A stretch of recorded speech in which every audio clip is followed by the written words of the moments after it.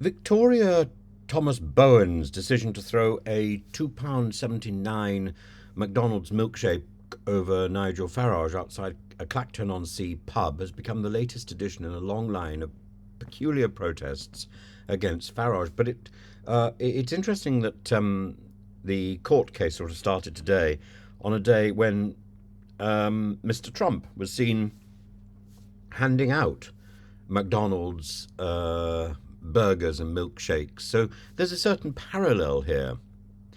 The incident with the milkshake, a banana milkshake, I think, though far from unique in the saga of Farage's confrontations with flying beverages, carried a particular weight due to the fact that Bowen's actions took place during the general election campaign, while Farage, now an MP for Clacton, was conducting a public engagement. Bowen, 25 years old, originally denied the charges of assault by beating and criminal damage amounting to £17.50 for a jacket belonging to Farage's security officer, only to change her plea to guilty before her trial at Westminster Magistrates' Court.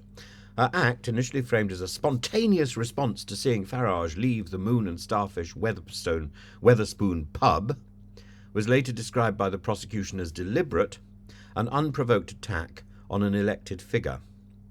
Bowen's own statements during the police interviews appear unapologetic. She maintained that Farage's wealth meant he could afford the cleaning bill and didn't express regret for her actions.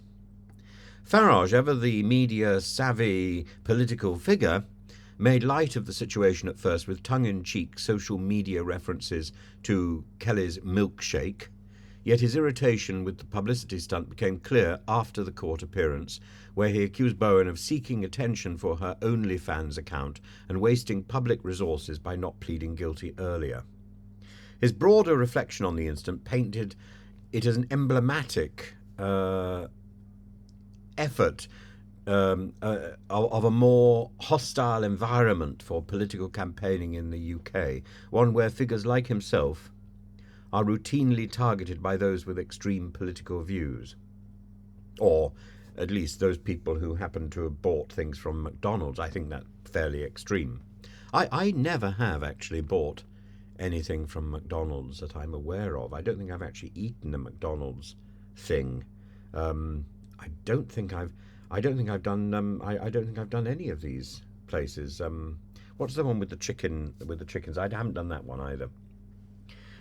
So this act of protest, though minor in the physical damage it caused, carries significant weight in its symbolic nature.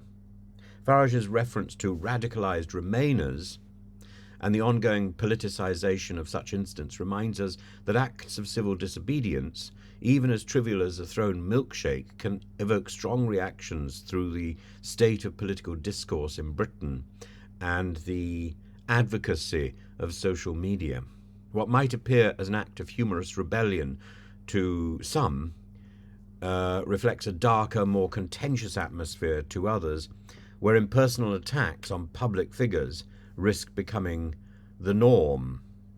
The point is, I think Farage has endured at least three major hits, let's say, that I can think of. There's the milkshake. There's this milkshake anyway. Then there's another milkshake in 2019, I think, during a European Parliament election event in Newcastle, when Farage was hit with a milkshake. And this sparked a trend where other figures such as Tommy Robinson were also targeted with milk. They were sort of, what would we call it? A lactation trend. And the individual who threw the milkshake then was said that it was a form of protest against Farage's political views. Then there was a banana which was thrown at Farage during another public event. It's not very well documented, actually, but it's not as well documented as the milkshake or the egg throwing events. But I think the most well documented event was the joke by Joe Brand that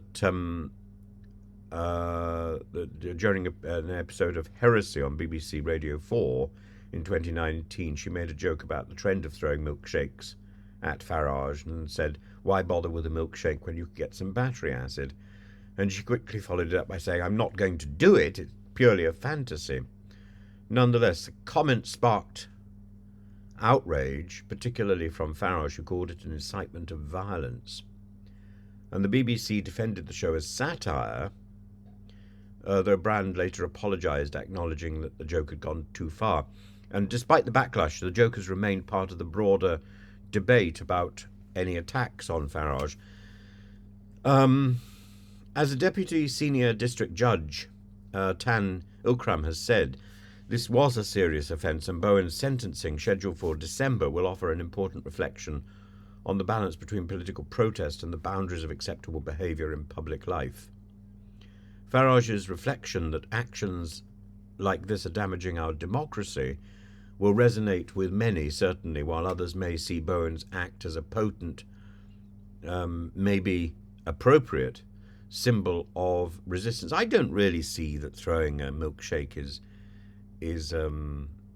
anything other than a sort of a very limp-wristed thing, and it seems slightly foolish and slightly silly from my point of view. But it's also, I think, rather sad. We should engage. It gives Farage significantly more significance, and we should engage people like Farage in dialogue rather than in some sort of dairy product examination, however intimate that might be. I don't think Farage should. I don't think he would welcome this sort of intimacy. He certainly doesn't welcome it, and I don't think it should be encouraged. I think much better to have him answer questions, and to and to get him to debate the issues.